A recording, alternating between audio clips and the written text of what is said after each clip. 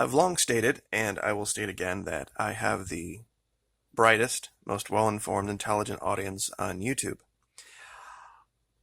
One of the reasons I say that is usually when the trolls start poking their head up, my audience will go after them before I have a chance to.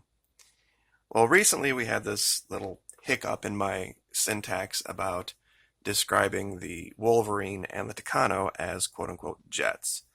Now, during the research into this search by the Air Force to find a light attack variant, there were, I believe, there was one jet, true jet, there was one true turboprop, but down here in the comments, this gentleman named Mr. Mahoney, I believe his name is Patrick, actually I have this correct here, Patrick Mahoney writes this, and I've checked, and this is absolutely true. The power plants on both the Tucano and the Wolverine are known as prop jets, Pratt & Whitney free power turbine. Essentially, it's a 5-stage jet engine with a propeller. A true turboprop has a drive shaft connected to the propeller. These aren't. That's why they can legally, truthfully say, jet-powered service, both great performers, more economical, and goes on to describe all of that. So, Mr. Mahoney, thank you very, very much. I appreciate the clarification. Now, the reason I say that is because in my research, what I was trying to show is that there are going to be assets down there that will oppose either the Wolverine or the Super Tucano. One of those was this. I was researching. It's a Yak 130. It's the Russian version of this aircraft, and it is, in fact, a jet. And one of the jets, quote-unquote, that was in the running for the Air Force was this. It was a Textron Scorpion, and it was a jet.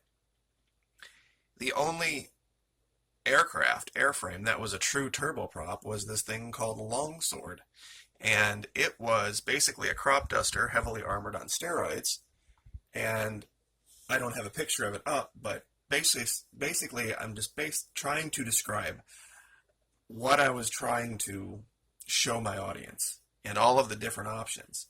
And there was a mixture of jets, hybridized turboprops and jets, and turboprops. So thank you, Mr. Mahoney, for clearing that up. Question 2 people have had is, how did you ever get talking about Antarctica? You were talking about South America, and all of a sudden you're in Antarctica. Well, it started here. We did a story where Chile, a South American country, had decided all of a sudden out of nowhere to throw a whole bunch of money into modernizing its bases down there. And then very, very shortly after this, those bases burned to the ground. And we covered that in another video. It was a while back. So it was very, very suspicious. That's what got me looking around down in Antarctica about what could possibly be so interesting to the Chileans or the Argentinians that they would decide to dump all of this money given the problems they're having financially down there anyway. So, just wanted to clear those two things up. That's how we got to Antarctica and the issue with the turboprop jet argument. So, but I'm sure a lot of you are still wondering, wait, the title said something about another sea creature. Well, when I showed you the sea creature yesterday, or earlier this morning, I should say, I had found a whole slew of other things that I was going to show you, but it just didn't seem to make sense to, given the, enormity of the find. So I thought in today I would show you a couple of other things down here that were very, very odd. And believe it or not, as I was just looking around, making sure I had enough content for the video, I found what looks like a much smaller, but something that looks almost exactly like a plesiosaur. And it's frozen in a pond of ice. It's not laying on top of the ice. And it's once again, it's hidden in shadow. And you have to look at this very closely. But this is a frozen pond of ice. And we've all heard the stories of these long-necked reptiles, and this might just be part of one, but I'm zoomed in about as close as I can get here, and you have the long neck, you have the big flipper, you have the body, you have what looks like the hint of a lower flipper down here, and you also have what looks like maybe some type of a small fluke or something. I know plesiosaurs didn't have those, but it could be some variant. And when you look up here real close at the head, you can almost see the mouth and the eye. It's nuts. Literally was not looking for this. Just was, the video was going to be about how these shadows are showing things that are actually present that have been scrubbed. We've talked about this before, how it looks like they have either cloaked some things or they have scrubbed some things from Google Earth, but they forgot about the shadows. And they forgot about, if you look at something from a certain angle, those shadows aren't going to match up against the ridge line or the mountain line that we're showing. Now, to this point, I haven't even measured this. Give me 1 second. It's much smaller.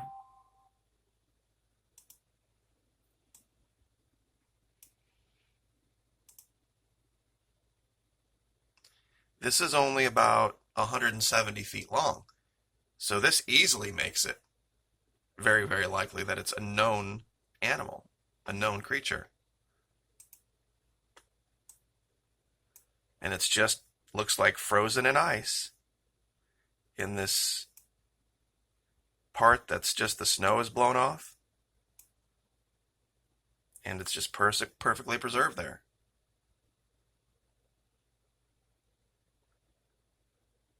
And I thought about bringing up a bunch of pictures of plesiosaurs and ichthyosaurs and all that, but I'm sure you guys know what they look like. But it really does. It looks organic. You've got the flipper. And when you look at this really close, I'm going to try to not hit ground level here because that screws everything up. You can see the head. You can see right here above my cursor the eye and the jawline and the mouth. It looks exactly like what pictures scientists and paleontologists have shown that this thing might look like. And of course, I will leave the coordinates. So we'll leave that there and I'll let you guys look at it. I'll show you a couple other things real quick.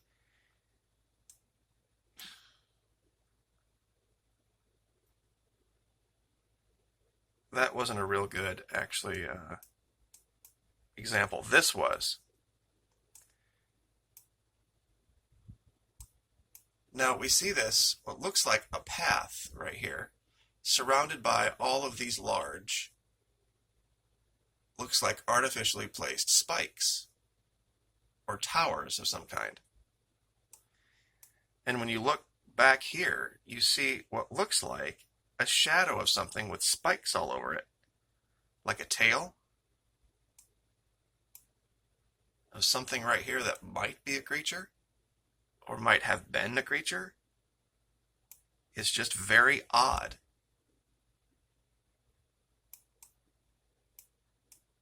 And when you look up here, you can almost see what looks like maybe a mouth. When you zoom out and look at this, you see that what might be the head and what might be the tail here. It's just weird. It's just really weird when you look at this stuff in shadow.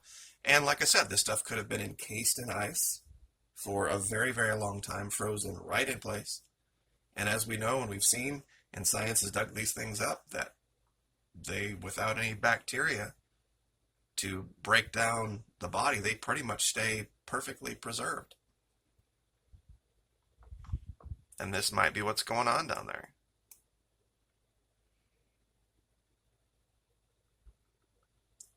Because it would be something that they probably would want to keep hidden, because it might give evidence that science is really screwed up on how old the planet is and all this other stuff. Now, I've just called this down here. Let's see if I can get this to uncover. For some reason, it isn't wanting to. I've called it the Boneyard because it looks like there's straight up a spine.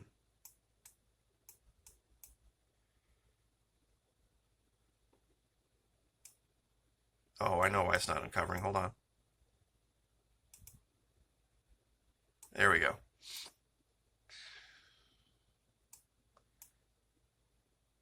Look at this.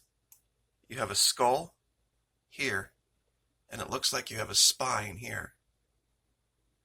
And what looks like what might have been remnants of perhaps the beginnings of wings.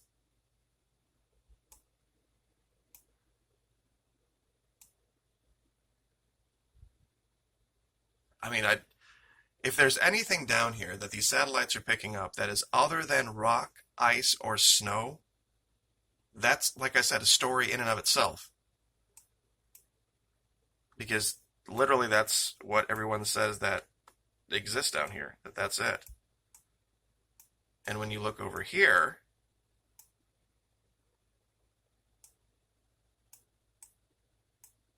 what does that look like? Does that not look like the head of a bird? Or some type of a dragon? And if it's not that, what natural formation would make this appearance on the side of a mountain? There's something over here that's just bright gold. I don't know how you say that's anything but gold. Right there. Or how it would show up as anything other than that.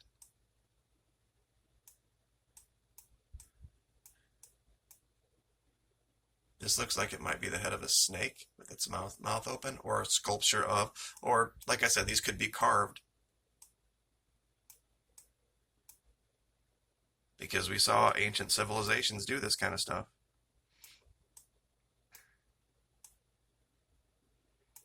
Just in this one corner hidden in shadow. This stuff could have been covered for centuries, maybe millennia.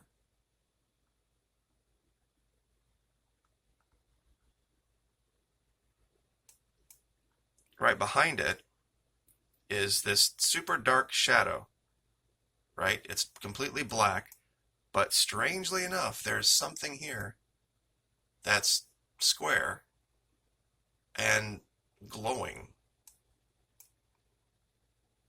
enough that it's able to pick up out of pitch black shadow.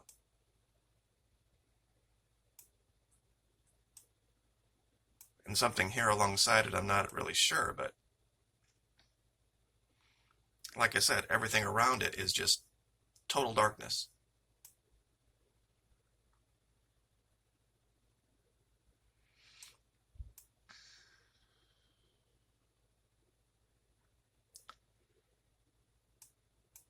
Now this one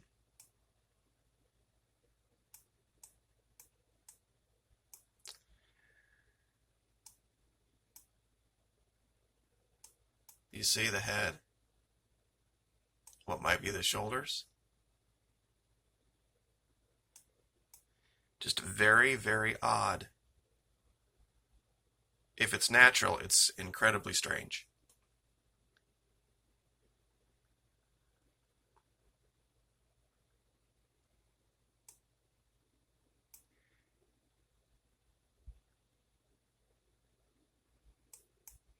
Some people have said this is iron.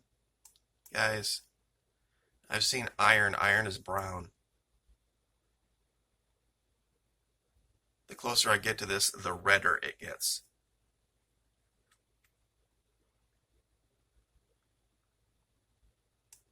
And I've aptly named it that, the Blood Cascade, because this whole side of a mountain looks like it's covered in it's either ruby or it's blood. One of the two. I'm not really sure. Because that's a little too red for iron, if you ask me.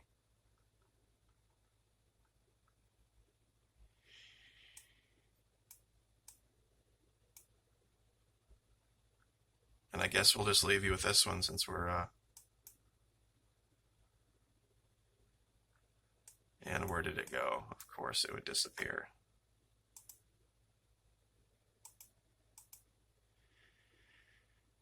One second. There we go. This could be light, but it's just odd, the shape of it. That there would be this perfect rectangular window, I guess, of light cast out here with no real explanation for why it should be there.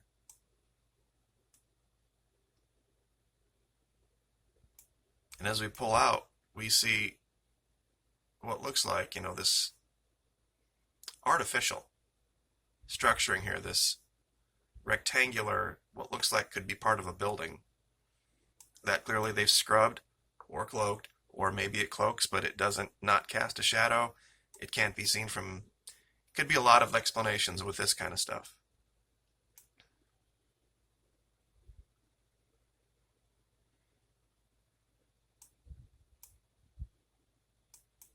But once again, we'll leave and go back to that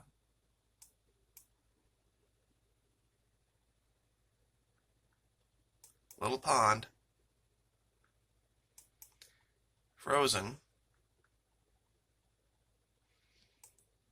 with what looks like another sea creature.